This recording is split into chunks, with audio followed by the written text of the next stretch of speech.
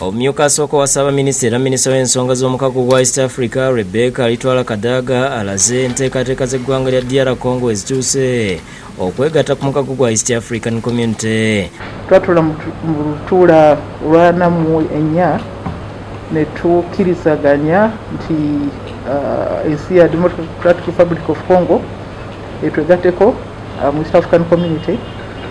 So minisita twamala ekyaffe kaka tulinda abakulu ba gavumenti bateekewo olunaku olw'okutandika entegeragana. Asinzidde ku ofiisi ze mu Kampala okujja kwa Congo mukago gwa East Africa kwe kwaleesezza n'olulimi Olufalansa era Kadaga afalasidde bannayuganda okwettanira okuyiga ennimi eziwerako. Naliyo olwala ndi ku gundi ku flight Emirates nenga nti naye bulijjo ntambula nga siraba bannayuganda ku nnyonyi kuno bakolako nimanga nti abaana beewammwe bamanyi olulimi lumu boogera Oluzungu.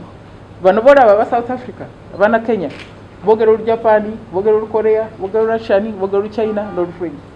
So zekwiza abaana Uganda twongera okuyiga ennimi. Singa enaaba ekiriziddwa ligenda kuba lifuuse eggwanga ery'omusanvu nga South Sudan yasembyeyo okwegatta ku East Africa. Kadaga ayogedde n'omukago we gutuuse mu kuggyawo okusasuza ebisale bya visa okuyingira mu mawanga gannamukago.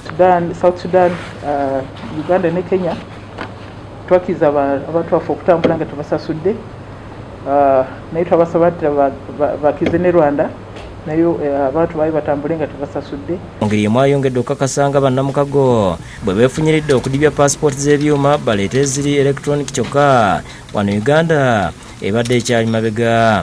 Passport ze tulina kati ez'ekyuma tugenda kuziggyawo tutekemu eza electronic abatanzirewo bamala enkadde bazimalamu batandika empya. Byebifo ebyali byaggyibwa ku Uganda mu Paalamenti ya East Africa. Kadaga ategeeza nti byonna bigenda kutuddizibwa. Julius Kafuluma yakusakedde ggulo ino.